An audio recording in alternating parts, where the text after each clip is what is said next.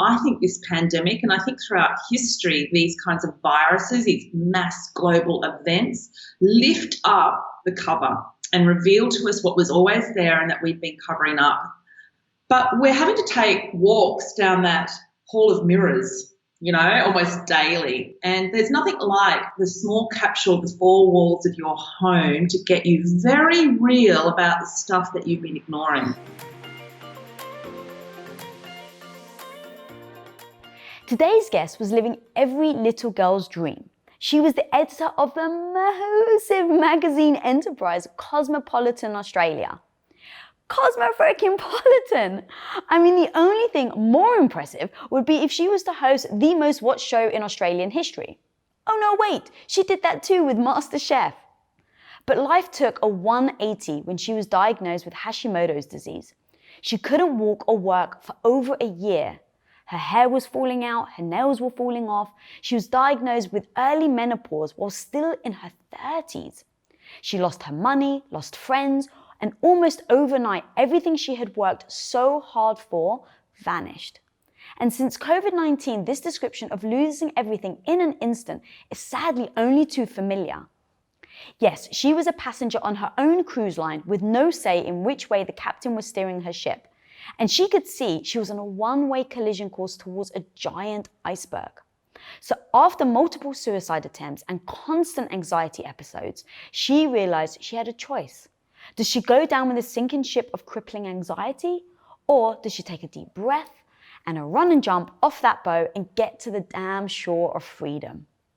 Now a New York Times best-selling author of the I Quit Sugar and First We Make the Beast Beautiful, she dives deep into mental issues, breaking down how diet, lifestyle choices, and mindset can impact every single aspect of our lives.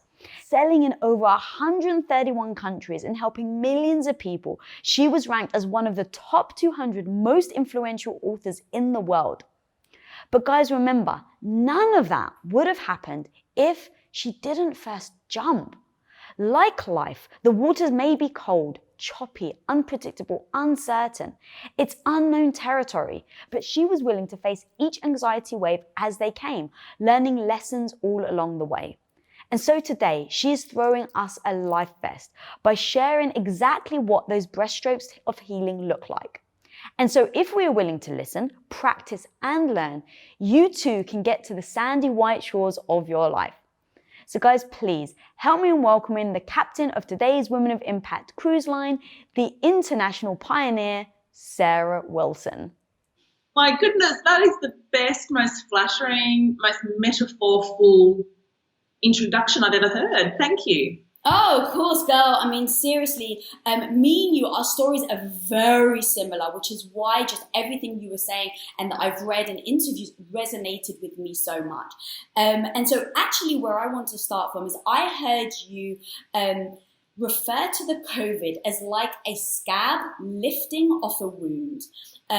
Explain to me what you mean by that and why it's so important that we understand this first step before we go deeper into explaining anxiety.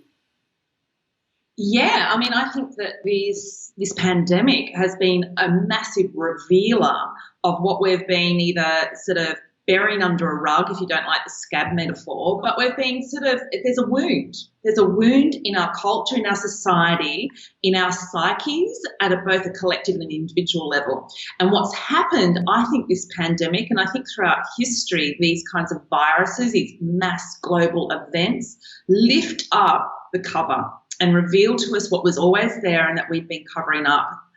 But we're having to take walks down that hall of mirrors, almost daily. And there's nothing like the small capsule of the four walls of your home to get you very real about the stuff that you've been ignoring. So bad relationships, are really suffering.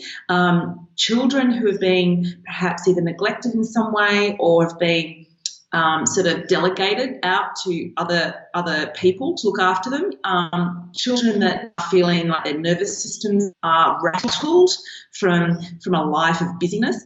Also, deeply personal stuff, things that you haven't worked through that you've been covering up. And, Yeah, I think COVID, in many ways, it's a really difficult time, and I don't know about you, Lisa, but I get really uncomfortable when people go, "Oh, it's a great equalizer," and I think Madonna came out and said that, or we're all in it together, isn't it great? I get very wary of that, but at the same time, I do think that for a lot of us, it is actually a really great opportunity to have a good hard look at what's under that scab, and we should be doing it because it's an opportunity. And I think if we're privileged enough to be at home and safe and well, that's precisely what we should be doing for ourselves, our families, but more importantly, for our society, our social fabric. Yeah, I love that. And the thing that I always come back to with things like this is there's such a big gap between knowing and then doing, right? So it's like everything you said makes so much sense. But in that moment when someone's like watching this or listening to this, it's like it doesn't feel real because the anxiety or the depression or the mental issues that they're going through just overwhelms them. So how do you get to that point where you're like, oh, this can be something great? Yeah, look, that's a really great question because what often happens at a biological level when we face fear is that our brains, like the most primitive part of our brains, control our fear mechanism for obvious reasons. So we generally go into flight or fight. And we're very familiar with those mechanisms, but there's a third one, and it's the freeze mechanism. And that's what happens when we can't fight or flee, which is what we're in isolation. When we're shut down. So what we often do is we freeze, which is essentially emotional overwhelm. So our fear gets so much that there's sort of a part of our prefrontal cortex that just goes boom. And it's to protect us from having too much emotion. So, for instance, a really good example of this that's used by psychologists is where a tiger is chasing a deer and the deer can't fight the tiger and gets to a point where it can't outrun it. So it collapses in a heap and pretends it's dead. Heart rate stops, breathing stops. It's dead for all intents and purposes. The tiger then gets a little bit chilled, maybe goes back and gets its carbs, says, come on, let's go and sit down for lunch. And in that time, the deer has the opportunity to come back alive, jerk back into gear and bolt for its life. And it's kind of final mechanism for coming back alive. And we have a similar mechanism, and we all know that we can often freeze in the overwhelm when fear gets too much. And it's a good response to just getting us to recollect our thoughts, and to regroup, maybe rest for a little bit. The really important thing is that we need to shake it out of our system pretty much physically like a deer to be able to activate that fear into action. And it's a really good way of thinking about things at the biological level. And this is what I do in my book, First We Make the Beast Beautiful, is I use science and an understanding of these mechanisms, which are really kind of primitive, base, original mechanisms in our brain to keep us alive, to explain what's going on for us so that we can then take a little bit of control and actually use it in our lives. So in terms of the overwhelm that a lot of people are feeling, I think, first of all, it's really important to understand that that's actually a biological reaction that makes a lot of sense when you can't fight something. Secondly, it's really important to acknowledge that, this shit is real. Like, this is genuine fear. This is genuine scary times, and we've got a right and a really relevant case for being scared. So first of all, acknowledge those things. Once we can acknowledge a feeling, we can then process it into that action, right? Because we can watch it and we can actually choose to shake it off. Now, there's some really simple techniques which sound kind of ridiculous, but you realise that this is why you do these things in normal everyday life. Run it off. So if you can do a HIIT class in your lounge room when you've got emotional overwhelm, do it. Like, sweat it out. It's the equivalent of bolt, from the tiger. It will actually tell your brain, right, time to process this fear and this overwhelm. Dance, like Taylor Swift's Shake It Off, like literally. Dance with your kids in the lounge room. And if your kids are feeling overwhelmed, this is a really good technique as well. What I will say though, what's important is to actually label what's going on for you first. So if you can talk about it, name the emotion, and then shake it off, you then start to be in a position where you can use your fear and turn it into action and start to be engaged in some of the incredible movements happening online for taking part in stuff, whether it's addressing the climate debate once again, because we've got time to do that now, whether it's joining some community groups that you haven't thought of before that bring you closer. And that kind of fabric knitting is a great way to deal with overwhelm as well. I love that so much. Like, I go back to what serves you, right? Like, personally, and then act in accordance. So to me, it's like being fearful, not trying things, thinking of this as doomsday doesn't serve me, right? It just puts me deeper into feeling like that. But when I go, oh, how can this be the most amazing thing? It's like just that shift in a mindset changes how you then show up. What do you do even when you know it though, right? Like all you want to do is eat ice cream because you're slipping deeper and deeper and potentially into depression, right? And you're like, but ice cream makes me feel better. And so immediately it's the short-term versus long-term goals, right? But in that moment, a lot of people right now are kind of like putting their life on pause, eating the ice cream, going to something that's going to numb them out during this period.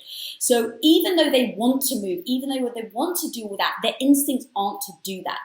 What did you do in those times where it's like, you're sick, you're going through all these issues, but you had to make decisions that were best for you in the long term?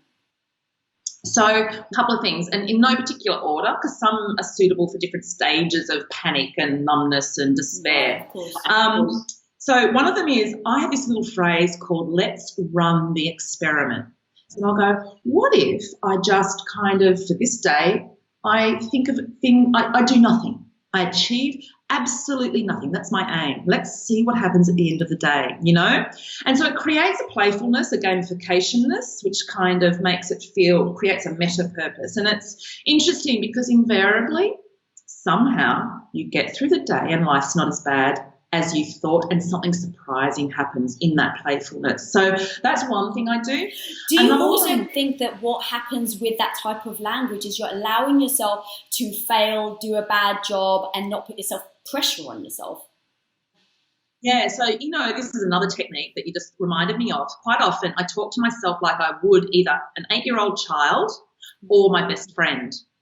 So that kind of language is the kind of language you'd use for someone you would care about, where you're kind of racking your brain for a technique that might be useful for them. So, yeah, I actually agree. It's a conversation that kind of takes you out of the pain briefly. So that's one thing that I definitely do. Another really good technique, again, going back to the biology of anxiety, is that a panic attack, if this is what you're experiencing, generally lasts between 15 and 25 minutes. So when you know that, you kind of go, all right, I think I can get through that. I think I can do this, and so it actually stops you from going to what is the worst part of anxiety, which is the anxiety of being anxious. So being anxious about being anxious, and then you get anxious about being anxious about being anxious, and that's that self-berating kind of death spiral. So once you say, all right, I'm having a panic attack, shortness of breath, my heartbeat, I feel like I'm having a heart attack, I feel like I'm going to lose it, I feel like there's no way out. You go, I'm having a panic attack, and that's right, it lasts 15 to 25 minutes, we can do this.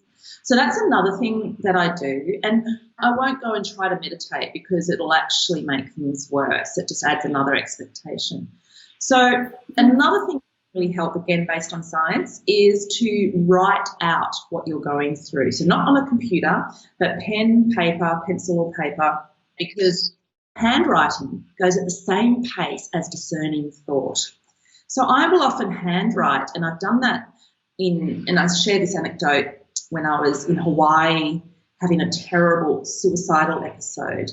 And I managed to have the conversation in my head. I'm like, right, you're having a panic attack. What can you do? Get out of the hotel room. And there was this horrible storm swirling. The shutters were all banging. So I put on clothes. I didn't care what I looked like. Went down to the, NAF piano bar with all the oldies, sitting around there, drinking really bad shibbly wine. And I sat at the bar and I just ordered a glass of wine and I wrote out my emotions. I just wrote out whatever was going through my head, and it didn't matter what it was. It wasn't even something I could read back to myself, but the process got things slowing down and I could process out what was going on. So there are a couple of the techniques that I use. And then once that happens, even in the process of doing it, some thoughts start to solidify, and then you can start to see what's going on, and then you can start to see that this is all purposeful and important. From all these painful experiences, they're not things that are a waste of time. They're absolutely not, and that's something that anxious people often feel. I've wasted X amount of hours, days, months, years of my life lying on the bathroom floor in fetal position, and so you can often feel that you're wasting time. It's not a waste of time. It's layers, like layers around a tree trunk, that fortify you. And something always comes from it, always does. That's so strong. And I actually heard you say that you've given an example and you're like, I take 2 steps forward and 1 step back and then 2 steps forward and then 1 step back. And you threw away a comment that was so powerful to me. And you were like, and I'll probably do that for the rest of my life, but that's what gets me. And I was like, oh my God, I love how you just accept that. It was so powerful. I literally had to stop and write it down. But it was like, you have gotten to the point where you've trained your mind that even if you take steps back, right, talking about waste of time, you don't see it like that, and you see it as a process. And the fact that you've accepted that that's how you're going to be throughout your life, I think is precisely why you are where you are now, because you don't dwell on it. You don't lick your wounds that you've had to take, 2 steps back. You just see it as the process. So how did you come to that conclusion? Because so many people, especially in the space that I'm in with mindset, it's people do well, they get excited about their growth, and a lot of the time I get people that then get super disappointed, and then they get completely disheartened, and they slip back into the old them. But use it as a process. So talk to me about that. Yeah, well, there's a couple of things. And in fact, one of the tips that I'm sharing in the next book that I'm writing, called This One Wild and Precious Life, and I shouldn't give too much away, but is to become a soul nerd. So to soul nerd basically means to go and read about other people who have gone through the same journey. And so throughout history, the biggest inventors, creators, artists, world leaders have had mental anguish. And 70% of world leaders during a crisis have bipolar. If you think Winston Churchill, if you think Roosevelt, all these leaders really suffered. But what that brought was an incredible insight that they were able to share with humanity. So I actually found the process of learning about thinkers and contributors who I idolise and respect had the same issues as me. And I went, okay, this is called life, right? But one of the things I've had to accept is that self-help culture, and it's much the same in the States as it is here in Australia, has kind of convinced us that there's this endpoint that we've got to work towards of happiness and achievement. And we've just got to do all the hard yards. We've got to read enough self-help books. We've got to do enough kind of positive mind techniques, and we'll get there. And that's the wrong end goal. So particularly contemporary culture, we've kind of told ourselves that it should be smooth sailing and the trajectory should be like this. And that's not how life goes. It's like forcing a square peg into a round hole. That is the wrong formula for trying to be successful and trying to have a fulfilling life, So that is something that I've learned. And in fact, whenever I hear messages that are too rah-rah and everything, I tune out because I'm like, no, that's not real. Like, that ain't going to end up in a nice place, And look, if you go back in history, the thinkers, the philosophers, what would have been called the gurus, the wellness gurus back then, they had a much more balanced approach to it all, a much more productive and helpful approach, a much more nourishing approach. Now, again, what's COVID done? It's revealing all the crap, the wrong messages. We're all starting to go, well, that doesn't apply anymore, So we are looking for more genuine, more applicable sort of approaches. And, so I kind of start from the basis of, well, let's look at what is, and then let's look how we can actually make that beautiful, hence that phrase, first we make the beast beautiful, and then you can go and do great stuff with your life. God, I love that so much. By looking at other people and looking at people that you admire and seeing the struggles. This is exactly why I do the show. I bring on incredible women like yourself, because from the outside, woman, I'm telling you, from the outside, people think you've got it all. You're so freaking lucky, right? And especially when you're a Cosmo, as a little girl, that would have been a little girl's dream. So everyone is going to put you on this pedestal. And that's amazing. I don't find that powerful. What I find powerful is the struggle you've gone through and how you've come out the other end. So it's like, to tell those stories and for you to be so honest about the suicide attempts that you've had and all of this, it's like, it's really showing people right now that are listening or, you know, watching this, that you don't have to be there, right? That was like the whole point of the intro. It's like, you don't have to drown, you don't have to sink, you know, and you're a perfect example of that. So I absolutely love that. I do the same with like Edison. I think it didn't take him some like 10,000 tries for like the light bulb or something. And so for me, if I'm trying like 15 times and I fail, I'm like, well, Lisa, you've still got 9,900 and whatever chances left. So it gives you the leeway to not worry about the failure and then making yourself feel bad that you may have taken those steps back. And one other comforting thing as well that's really worked for me, and it comes from Steve Jobs' address that he did to Stanford University. And he said that, you know, he sort of was talking about his career and how for many years it looked so random and it looked like it wasn't going anywhere because he, you know, he dropped out of uni and then he sat in on, I think, graphic design or typography. And he said, you know, it's not until you get older and you've been down through the ringer a few times, you know, that you can turn around and you can see all those random dots actually join up and form a picture. When you're younger, it just looks like a whole mayhem of dots. But you get a little bit older and you turn back and you go, right, I get it. I see why I need to do all of those things to get where I am today. And if you're a young person listening, take comfort in that. You've got a whole heap of dot hopping to do, you know, ahead of you. And if you're as old as I am, you know, maybe turn around and have a look at some of those dots and see that they did lead somewhere, you know. And sometimes I say to young people when I go and do presentations, I say to them, hey, listen, sometimes the only salve for all of this is just sheer years on the planet. And, you know, that's something that, again, COVID, I think, has got us all thinking about is our mortality. And, you know, how many years do we have left on the planet? What matters? How do we want to spend the rest of our lives? And one thing that I'm having to settle into, and I'm challenged by it, is getting older. I'm 46 and I am single. I live on my own, and all of that has been right in front of me, that wall of mirrors, you know. And there are things as well that I could be getting panicky about.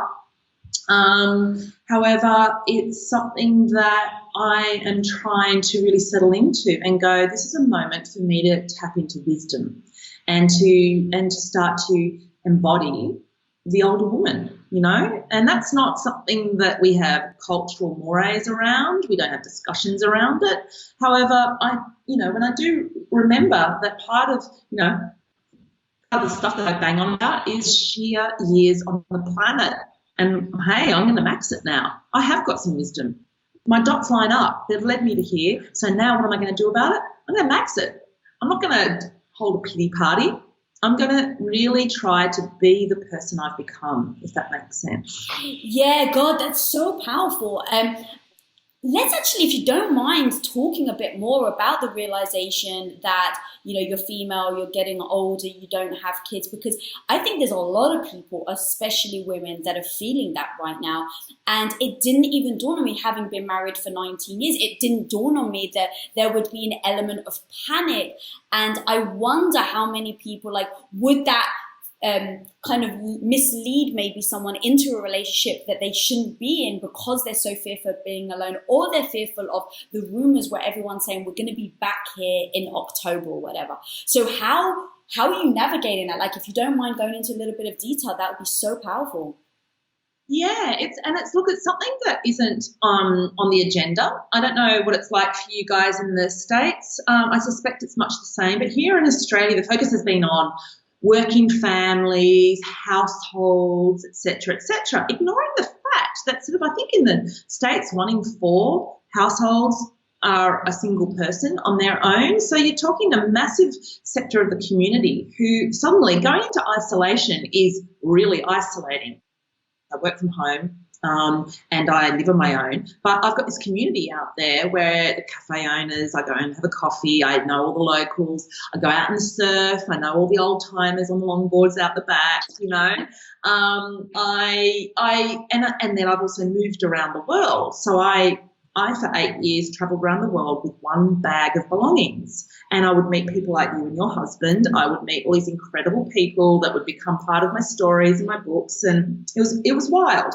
And that's how I found connection, and it's a very valid way to be connected to community and humans and to have intimacy.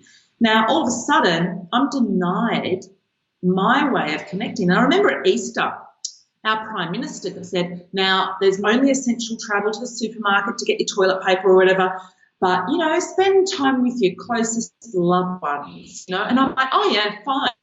It's me and me in my house, you know. And so we haven't been talking about it. So that's made people like myself and many of the people I'm sure watching this feel even more isolated, like we're invisible. Denied access to our nieces and nephews, to our friends' children, and to any kind of touch. And I wrote a blog post on this, looking at the science of what goes on during a crisis. So during a crisis, we are biologically programmed to go and reach out to other humans, and eye contact and human touch are required to bring down that flight or fight response we talked about before, and to bring it down to a level where we can actually be smart and do what's required to get through a crisis. And that's a biological response that, you know, has kept humans safe. And so it's actually a really natural response during a crisis to pile on top of each other, you know, to live in crowded houses with all the kids and the grandparents and all this kind of thing. And that actually creates a biological nervous system response that enables us then to process what's going on. So for people like me, where we don't have that, it actually compounds the problem. And that's something that people out there watching just need to bear in mind. Like, give yourselves a break.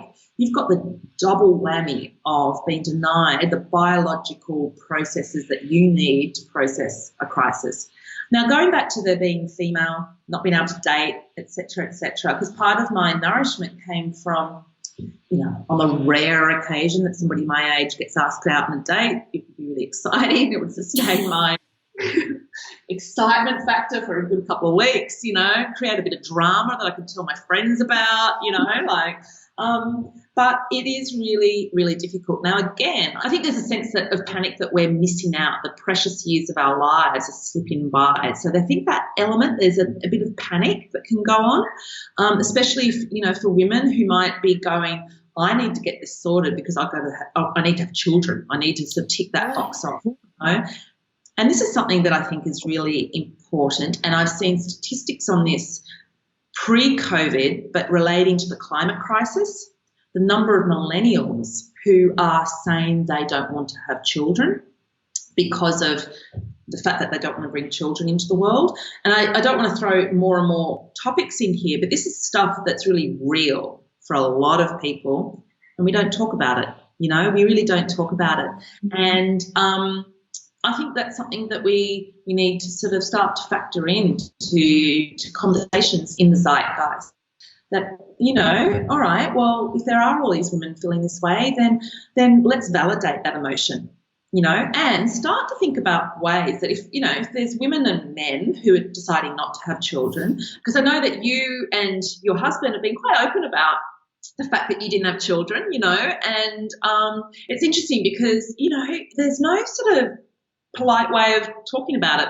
Often you've got to justify why you haven't, that kind of thing. And none of these things are right or wrong, but we will start to have these kinds of different kinds of conversations. And so anyone who's out there on their own, single, wondering what the world's going to hold for them going forward, I think the best thing we can do is talk more about it so we can see there's more people in this space. And I have these conversations on social media. I've been doing these Instagram live sort of sessions where literally for me, it's a way for me to learn if other people are feeling the same way about things as me. You know, I drop a conversational bomb into the situation. I start talking about it, and then if all of a sudden people go, oh my God, I didn't realise I was feeling this way. I mean, this is how we heal. This is how we grow, you know. So to answer your question, and I think I got a bit off track there, what am I doing to deal with that? I'm trying to have a better conversation around it, because that's what I can do. I can't go out and have these amazing dates. And let's be honest, I just wasn't having them beforehand. And I think what this circles back to, Lisa, which I think is the most fundamental point from all of this, is that we are facing uncertainty like never before at a time. So single people are going, I don't know if I'll ever meet anyone. As you say, there might be shutdown after shutdown after shutdown for many years to come, and it's possible, right? But on top of that, we are a demographic, a generation who are so unresilient because we have technology that has cocooned us. I was saying this the other day to someone, we don't even have to wonder how long our takeaway pizza is going to take, because there's a little dot on the app that shows us where it is, where the Deliveroo driver is. You know what I mean? Like, we don't have to wait for anything. We don't have to wonder about anything. We've got Google, Siri, and what that's prepared us for is everything except for real life. If anybody's looking for an activity, all right, you might be doing gardening, you might be starting up sourdough baking or something. The other thing that is a really purposeful thing to do at the moment is to get really resilient to sitting in the discomfort of uncertainty. That is a really good activity to kind of focus on during COVID-19 isolation period. Yeah, you just said so many incredible things. I want to address the fact that you're so right, and it's so interesting that I feel like people who are by themselves have been ignored, and I don't know, and I'm purely projecting it, but potentially people who are by themselves right now are feeling like, well, can I really say how shitty it is to be by myself? Because all these other people are always talking about the family and how big and difficult it is, and I don't have to worry, but it is hard on me, right? So it's kind of like no one's saying anything because they feel like they're going to seem petty if they do. And I love that you're talking about it. Yeah, and one of the things that I think is a really powerful statement to make, and not that anyone's kind of bucket is worse than anyone else's, like we're not discussing that at all, and that's not what we're talking about. But what I will say, and for singles and people living on their own out there, is that it is natural in a crisis to pile on top of each other with all the kids running around, blah, blah, blah.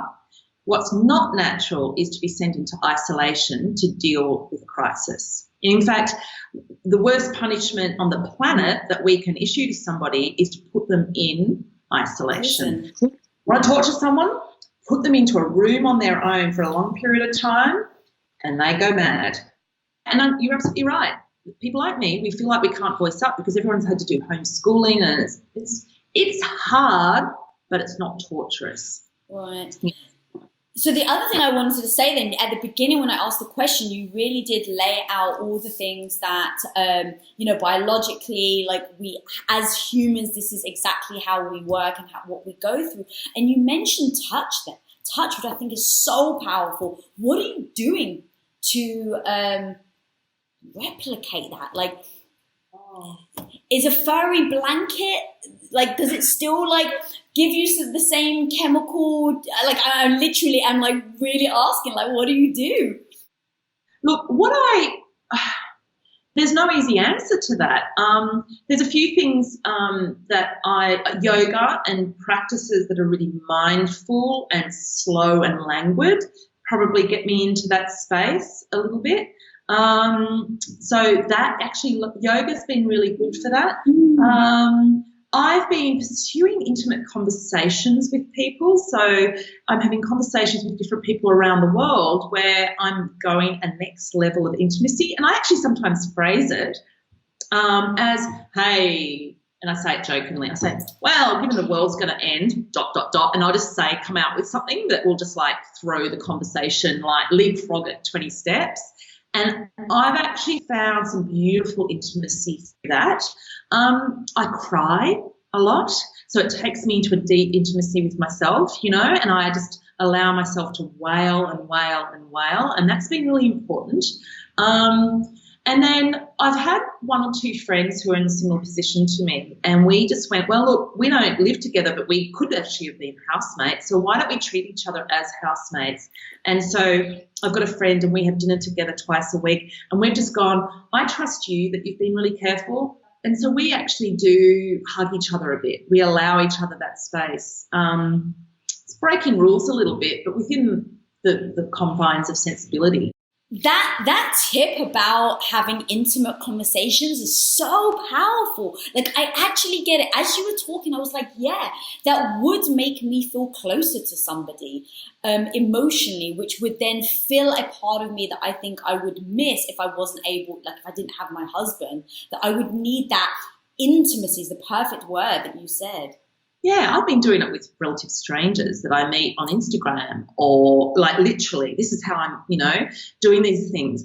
And I invite anyone listening to this, married or otherwise, who is missing some of that deeper dive type of conversation that can come up in surprising moments, often unfortunately induced by alcohol at a party or something like that, to actually initiate it and see where it goes, and again, another opportunity that many of us don't have, may never have had, were it not for this kind of pause, this interruption that we've been putting. Yeah, but that's so true. One thing I definitely want to make sure that we talk about that really hit me when I heard you say it is, like, when I look at your life and how much growth and everything that you've done and building, the company and the books and it's just incredible. I keep going back to, you have built such incredible habits, and I think that that's such an important part to people changing and growing. But I actually heard you say, when someone asked you, how do you get rid of bad habits? And you said, I don't. You said, I just build new ones that are more powerful. And I was like, oh my God, I've never heard someone say that before. So talk to me about that. How do you navigate, and what are the actual mechanisms in order to create better habits to eliminate your bad? Well, the way I see it is that we are doers, human beings. We are action orientated. So to stop ourselves from doing something is harder than to try something new, So I try to go with my natural tendency and max it. So, so say if your bad habit is, I don't know, you get up and you tend to go and scroll through social media as soon as you wake up, then instead of going, I'm not going to do this, because it's a bit like, when you see a wet paint do not touch sign, you touch that paint, right? That's why diets don't work. Diets are all about not eating things, and the I Quit Sugar program was the opposite. I used to go, all right, so it's I quit sugar, but really what I focus on is everything you can eat in abundance, So some of that thinking came into place when I was developing the I Quit Sugar program, but also just from years of realising that if I go into kind of negative denial, do not thinking, I just get really achy and just negative, and I think in terms of everything feels really black and white and grey. Whereas if I think in terms of what I can do, for me psychologically, it's colourful and possible and doable. And look, I am a chaotic operator. People go, oh my God, how on earth do you run your life? But I do, as you say, I have got habits that work for me. So some of the things that I do that do work, they might not work for everyone, but they do tend to, because I think they're time proven. Meditation twice a day, except when I'm in a real anxious spiral and then I go and do other things. I exercise in the morning, and that's just what I do. And for me, I get rid of anything that stops me from just getting out the door. And I've set up my life so I live in areas where I can just do that. Or I go to the gym, but I don't and ah about it. I don't have equipment with Fitbits and all of this kind of thing. I have a bucket where all my running clothes and my exercise gear is placed. I only own 2 sports bras, 2 pairs of shorts. That's it. They all sit there. There's no kind of kerfuffle. I just get out the door. So I don't make a big palaver out of doing exercise. It's just what I do. And then I also, with my habits, what I do is I allow a certain amount of things. So I have a coffee every day. I have a glass of red wine pretty much every night. 6 nights a week I have a glass of red wine, and people are always shocked by it, thinking that somehow I'm holier than thou. And so there's a whole bunch of things I do that are sort of bookends generally to my day, in the morning and the evening, that makes, and that allows me to be chaotic for the rest of the day. It gives me the freedom. But as you say, it's very much about things that work for me that are healthy, progressive, and then I just let things go if they're not. I don't stick to something if it's not making my life better and contributing to a better world. Yeah, that's so powerful. But what I want to, I guess, address though is that if you've recognized, okay, this isn't necessarily good for me, other people, if they find it hard to get rid of that habit, and I think you were going to say an example, and I'd love to see how your thought process goes. So you've identified, I pick up my phone in the morning and I realize it puts me in a really bad mood, so I know it's a bad habit. So you've identified the bad habit, you know exactly what you do, so how would you think to overcome that instead of going, well, stop picking up your phone? Because like you said, telling yourself stop picking up your phone doesn't work. Correct. Absolutely. So what I would do is if I'm looking for something, like I identify that what I'm trying to do is have something to kind of distract myself or make me feel like my day is starting, right? And that I've got some contact. I'm wanting some validation. I want to sort of, so what I'll do is I know that that's the need. So why don't I find a more cheerful, life-affirming version of it? And in fact, this is what I do is I have a glass of water and then I put on my running shoes and I get out the door. That's just what I do every day. And sometimes I don't even know what I'm going to do. Sometimes I do stair running in the park, whatever. But just the act of getting out the door into life, So at the moment, we can apply it to the moment where I haven't been able to necessarily do that in the same way.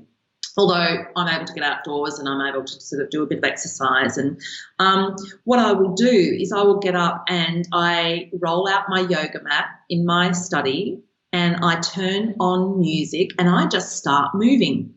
And when I wake up in the morning, I go, oh, that's what I'm doing. I'm going to put on my sports bra and my knickers. I don't worry about anything else. Do we need to? No one's going to see me. And I just start doing it. And it feels like I'm doing life my own way.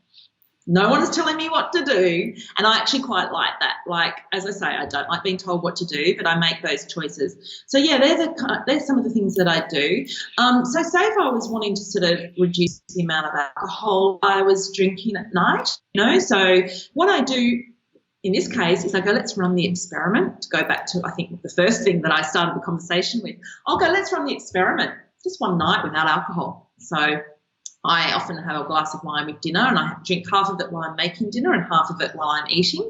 And so I just do something else, I'll actually call one of my brothers or something like that and make sure I've got something to look forward to, something that feels like it's a ritual, So I think part one is identify why I'm doing it. I'm doing it because I want to feel connected. I'm doing it because I'm wanting to feel distracted at a certain point of the day. And then you go, all right, well, what would actually feel even better than that? All right, let's start doing that. Let's run the experiment. Let's see if this satisfies that itch. And it's completely fine to have needs and desires and wants and itches and cravings at certain times of the day. Just find something that gets playful with it. And just the mixing up of it makes you feel good about yourself. You then start to get into a creative mindset, and then that starts to ripple on into the rest of your life because you're not stuck in rigid, you must not do this, you must do that. That self-help book told me I should do this. Sarah Wilson Church said I should do that. You loosen it up a little bit and you just become a creative operator. But I think you've almost got to do 95% routine. So you set yourself up with those kinds of practices, and the more creative and personalised you can make it, the kind of funner it is. And then you allow for 5% breaking your own rules. And look, there's no right or wrong way to do these things, but I think there's a fair bit of science that shows a morning routine does work. So having good habits in the morning that can stop you from sitting on social media until 10 o'clock in the morning, that will actually set you up not just to avoid social media addiction, but also for the rest of your day. And there's so much science, and I know you know about this really well, is that the decision theory stuff, that the part of the brain that makes decisions also controls the part of the brain that controls anxiety. And so a lot of these people like Barack Obama, Steve Jobs, Mark Zuckerberg, they eat the same breakfast every day. They wear the same outfit every day. They have the same meditation, etc. routine, and that is in the morning, so that they don't use up their decision-making muscle which leaves them anxious and overwhelmed and unable to make more important decisions throughout the rest of the day. So if you can have a morning routine and then allow yourself to have, sort of a bit of a freedom for the rest of the day, that's a great way to operate. That's so amazing. I love that last analogy. It's so true. I've heard you talk about it, but I have to ask you, what is your superpower? Well, it is, in fact, my anxiety. And it's something that I've said a few times before. It is the thing that has led to my creativity. It's led to my ability to think deeply. It's given me an interesting life, a life that feels really worthwhile. It's given me perspective, and it is something that I had to make that beast beautiful. I had to understand it, the value of anxiety throughout history. I had to understand it all, and then once I did, it became the force that basically steers me to my North Star and to everything that I've ever done. And yeah, so short answer, my anxiety. I freaking love that. And where can people find you, the books you've written, and the book that you're going to have coming out soon? The easiest place is sarahwilson.com, my website, and then on my Instagram. I'm pretty easy to find. So, yeah, that's the easiest spot. You can download or buy my books in the US, wherever you are in the world, buy that, yeah. Amazing. Guys, I mean, come on. The woman said anxiety was her superpower. If you don't fall in love with her with that answer, I don't know what you will. But seriously, that is so strong. That goes back to perspective. You can see anxiety as a crippling disorder. Or like Sarah, you can say, this is my superpower. So guys, please do follow her, read her books, follow her social. She's fantastic. Her tips are so freaking executable. If you really put time and effort in, you really can achieve what she has and use your anxiety as your superpower. So guys, go follow her. If you're not following me, follow me at Lisa Bilyeu. And if you're not subscribed and this episode did bring you value, please subscribe down, click that button down there. And until next time, guys, be the hero of your own life. Peace out.